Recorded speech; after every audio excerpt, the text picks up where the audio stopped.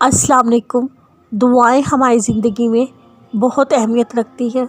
دعائیں ہی تو ہیں جو اللہ اور بندے کے درمیان تعلق مضبوط کرتی ہیں۔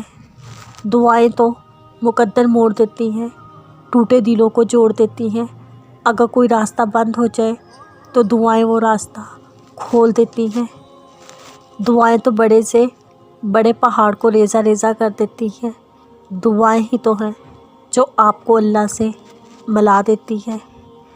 اللہ نے خود فرمایا، مجھ سے مانگو میں قبول کروں گا، تو کیسے ممکن ہے وہ تمہاری دعاؤں کو بیکار جانے دے گا؟ جب یقین کے ساتھ تم دعا مانگتے رہو گے تو میرا رب تمہاری دعاؤں پر کن ضرور کہے گا۔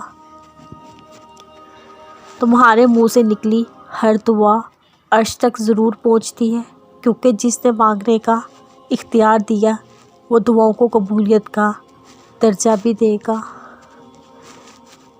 مانگتے جاؤ اپنے رب سے، وہ ضرور سنے گا، کیونکہ دعائیں ہی تو ہیں جو معجزے کرنے کی طاقت رکھتی ہیں۔ دعائیں تو ناممکن سے ممکن کا سفر ہیں۔ بس اپنے رب پر توکل رکھو، تمہاری سنے گا اور عطا بھی کرے گا۔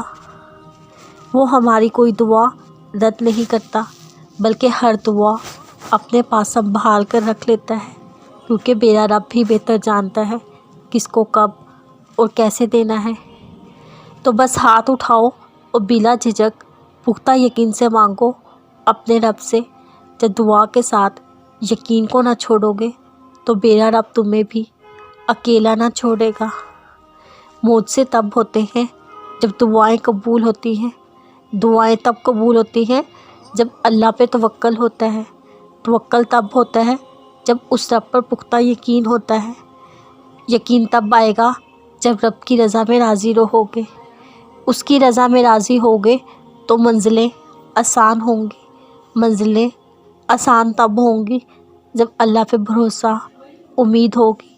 جب بھروسہ اور امید ہوگی دعائیں قبول ہوں گی۔ جب دعائیں قبول ہوں گی پھر معجزے ہوں گے۔